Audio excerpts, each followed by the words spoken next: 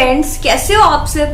Friends, एक ऐसी story जो मैं आप सबसे बताना चाहती हूँ, जो मेरे दिल को छुआ है, जिसने मेरे दिल को और मुझे मोटिवेट किया है, आप सबको भी मोटिवेट करेगा। एक ऐसी स्टोरी, एक ऐसे बंदे की स्टोरी जिसने मुझे कहीं ना कहीं ये सोचने पे मजबूर किया कि यार हमारी लाइफ में तो कोई प्रॉब्लम ही नहीं है, फिर हम क्यों नहीं आगे बढ़ पा रहे, क्यों नहीं हम अपने सपनों को अचीव कर पा रहे, क्यों नहीं हम अपने ड्रीम की तरफ बढ़ पा रहे हैं। एक ऐसी स्टोरी, आप सब में से बहुत लोग इंडियन आइडल देखते होंगे, उसमें एक ऐसे सिंगर को मैंने देखा, सनी नाम का वो लड़का था, जिसने कहते हैं कि मुझे मोटिवेट किया। मुझे सच में, मैं उस चीज के लिए बहुत मैं जब भी उस मोमेंट को याद कर रही हूँ, मुझे बहुत अच्छा लग रहा है कि हम एक ऐसी लाइफ जीते हैं जहां पे हमें स्ट्रगल नहीं करना पड़ रहा है।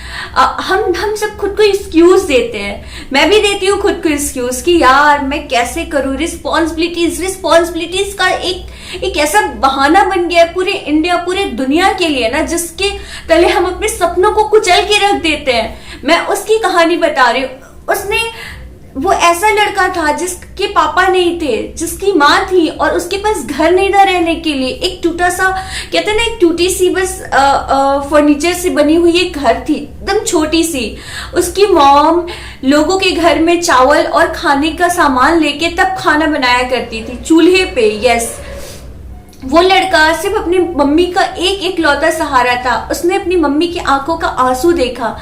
एक पैसे नहीं थे उनके पास। उसकी मॉम बलून बेचा करती थी पंजाब में। एंड उस लड़के ने अपने स्ट्रगल को अपनी माँ की, कहते हैं ना कि हमारी लाइफ में एक मोटिव होना चाहिए। यस, हम क्यों जी रहे हैं, हमारी लाइफ में कुछ ऐसी चीजें होती है जिसके लिए हम कुछ करना चाहते हैं। हम हमारी लाइफ में हम अपने पेरेंट्स के लिए, अपने लिए कुछ करना चाहते हैं, तो क्यों ना हम अपने पेरेंट्स के लिए, अपने लिए कुछ ऐसा करें जो उस सनी ने किया। क्यों ना हम अपने लाइफ में कुछ ऐसा करके दिखाएं अपने माँ बाप को जिनसे उन्हें अच्छा फील हो, जिनसे वो हैप्पी फील करे। उस लड़के की मैंने स्टोरी देखी तो मुझे लगा यार क्या है, हम अपने आप को क्या एक्सक्यूज देते हैं।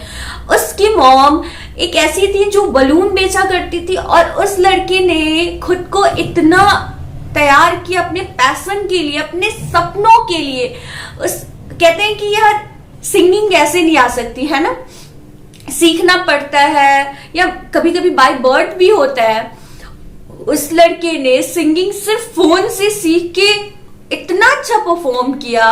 वो खुद एक जूते पॉलिश करता था, स्टेशन पे जाके इधर उधर से वो जूते पॉलिश किया करता था। जो भी थोड़े बहुत पैसे बचते थे या मिलते थे जूते पॉलिश से, उससे उनके घर के खर्चे चलते थे। सिर्फ माँ बेटे थे, और उसने 1 साल कंटिन्यूअसली एफर्ट लगाया, और सिर्फ मोबाइल से गानों को सुन के उसने खुद से रियाज किया, खुद से प्रैक्टिस करके, और वो इंडियन आइडल के सेट पे पहुंचा और इतना अच्छा गाना गाया दोस्त, मुझे भी पसंद आया। इतना अच्छा गाना गाया कि वहां बैठे हर इंसान ने उसके लिए तालियां बजाई। क्या उसके पास, आप सब बताओ, इंडियन आइडल के सेट तक पहुंचने का सफर कितना लंबा रहा होगा। क्या इंडियन आइडल ऐसे ही सेलेक्ट होते हैं वहां पे जाके लोग? नहीं, मेहनत और आपकी आवाज में वो सुर होने चाहिए। क्या उस इंसान के साथ प्रॉब्लम्स नहीं थी? यार इससे बड़ी प्रॉब्लम क्या होगी। कहते कि हमारे माँ बाप हमारी स्ट्रेंथ होते हैं।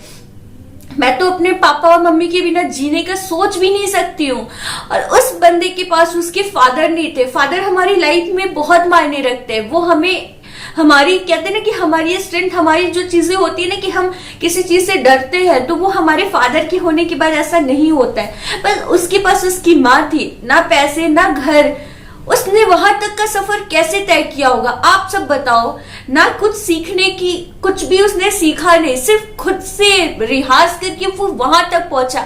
यार कितनी मुश्किलें आई होंगी, आप सोच के देखो, सोच के रूह कांप जाता है मेरा तो। कितनी मुश्किलें आई होंगी, लेकिन उसके अंदर वो जज्बात थे। उसने अपनी माँ के लिए कुछ करने की चाहत रखी थी, और उस चाहत ने, उस मोटिवेशन ने उसको वहां लाके पहुंचाया जहां से पूरा देश उसको देख रहा था। तो क्या उन मुश्किलों से अगर वो हार जाता तो वो पीछे हट जाता और वही जिंदगी जीता जो वो जी रहा था 1 साल से। लेकिन उसने उन मुश्किलों का सामना किया। उसके पास टिकट के पैसे नहीं थे, वो यहाँ आ नहीं सकता था, ठीक है। वो इंडियन आइडल से कांटेक्ट करता है, वो यहाँ आता है। इस ड्यूरेशन में कितने सारे फेज आए होंगे, हमें तो पता भी नहीं है कि फेस क्रॉस किया होगा उस बंदे ने, और वो पहुंचा उस सेट पे और सबको अपने सुर से, अपने गाने से इंप्रेस किया, तो उसका सपना वहां पे पूरा होता है। लेकिन हमारा सपना कहाँ पूरा होता है मेरे दोस्त? वहां जहां हम एक्सक्यूजेस देते हैं, वहां पे हमारे सपने पूरे होते हैं। जहां हम अपने आप से ये कहते हैं, यार मेरे पास ये प्रॉब्लम है, मेरे पास वो प्रॉब्लम है।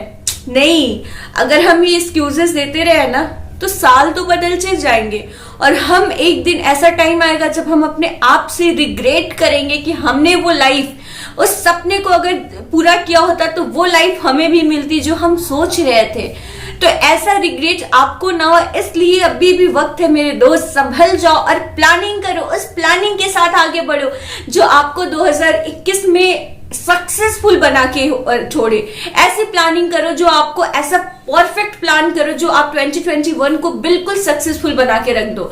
तो होपफुली कि आपको ये थॉट्स पसंद आया होगा, और ये जो मैंने स्टोरी बताई है आप जाके देख सकते हो। इंडियन आइडल का सीजन जो भी है उसको ओपन करके देख सकते हो। बहुत अच्छा एपिसोड था, आप सब भी इससे मोटिवेटेड रहोगे। And thank you for your time. Have a good day friends. Thank you.